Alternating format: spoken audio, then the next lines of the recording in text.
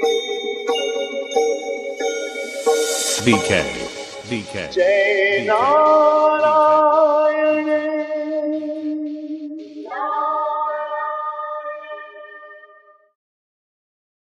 श्री राधे मित्रों, आज हम बात करते हैं वास्तु के लिए। लेकिन जिनके पास स्वयं का वास्तु या मकान या प्लॉट है ही नहीं है, वो क्या करें? और अगर उनके पास प्लॉट है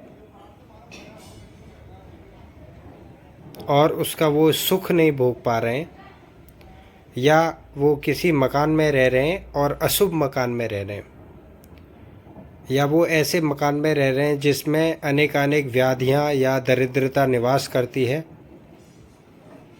या ऐसे मकान में रह रहे हैं जहाँ दुख, परेशानियाँ, कलह,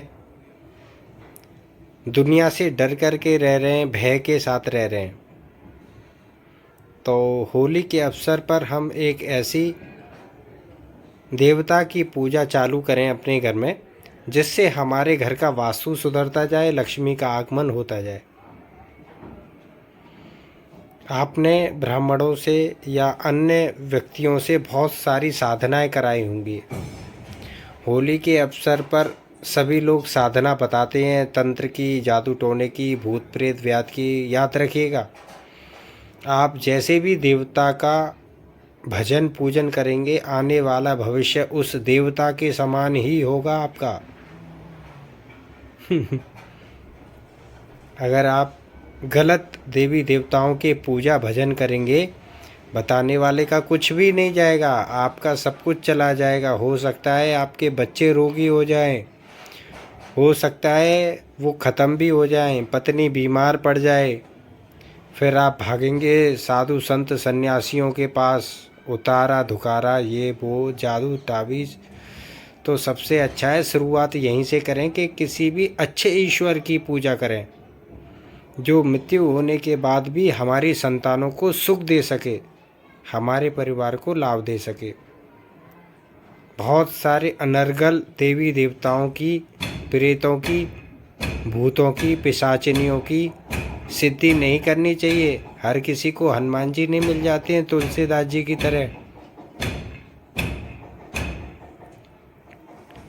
और तुलसीदास जी जैसे लोग हैं भी नहीं हैं कि उन्हें भगवान की भक्ति चाहिए इसलिए भूतों की पूजा हो जाए। सबको मनोरथ प्राप्ति के लिए धन ही धन चाहिए। कोई स्त्री को वश में करने लगा हुआ है, कोई किसी धनवान को वश में करने लगा हुआ है, तो सबको धन की ही कामना है। सत्व की और ईश्वर की कामना किसी को नहीं है। बस मौका मिल जाए किसी से झूठ फरेब छल के द्वारा किसी का मन बहला फुसला करके बस धन प्राप्त हो जाए कहीं से भी। तो ये सारी पूजाएं कुछ समय तो आपको ऐसा लगता है वाहवाही के कारण, लेकिन भविष्य में समस्याएं ही समस्याएं होती चली जाती हैं। चलिए हम बात करते हैं भूमि प्राप्ति, भूमि दोष, या घर के अंदर बन रहे अनेकानेक कलेशों को दूर करने के लिए साधना। इसके लिए आपको वराह भगवान विष्णु भगवान ने सूगर का रूप धारण किया था और राक्षस को मार करके पृथ्वी को मल के अंदर से निकाला था, और तब इस पृथ्वी पर सृष्टि की रचना हुई थी। तो उन्हीं भगवान वराह का फ़ोटो आपको अपने पूजा स्थान में लगाना है।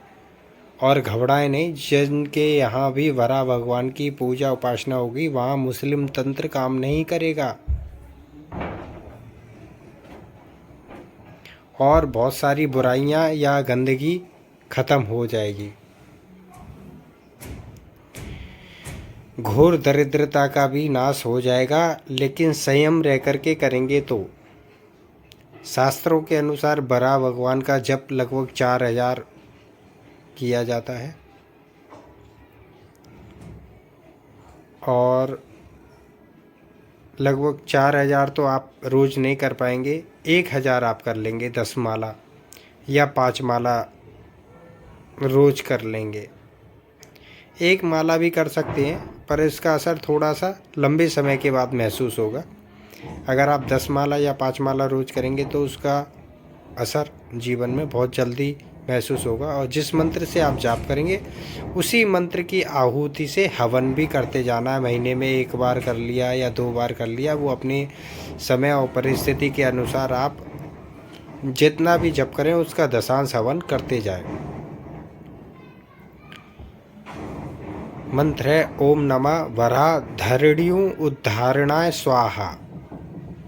ओम नमः वराधरणियों उद्धारणाय स्वाहा। अगर किसी के पास वास्तु है ही नहीं, जमीन है ही नहीं है, वो भी इस मंत्र का जप कर सकते हैं। जिनके जीवन में राहु की दशा चल रही हो वो भी इस मंत्र का जप कर सकते हैं।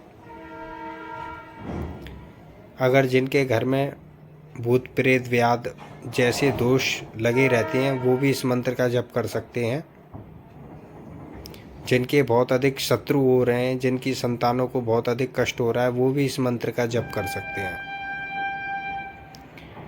वरा भगवान की फोटो लाइए, एक तुलसी की माला लाइए 108 दाने की। आपका मुंह जाप करते समय पूर्व दिशा की तरफ, उत्तर दिशा की तरफ या पश्चिम दिशा की तरफ हो, दक्षिण दिशा की तरफ ना हो।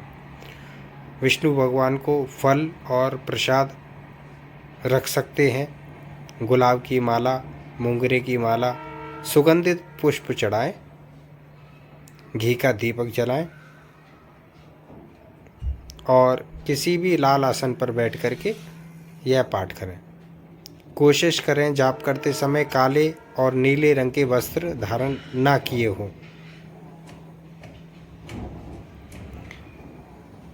यह जाप आपको भूमि भी दिला सकता है, संपत्ति भी दिला सकता है, आपकी व्याधियां भी दूर कर सकता है। वास्तु की अनेकानेक जानकारी आपको धीरे धीरे आगे प्राप्त होती रहेगी। श्री राधे।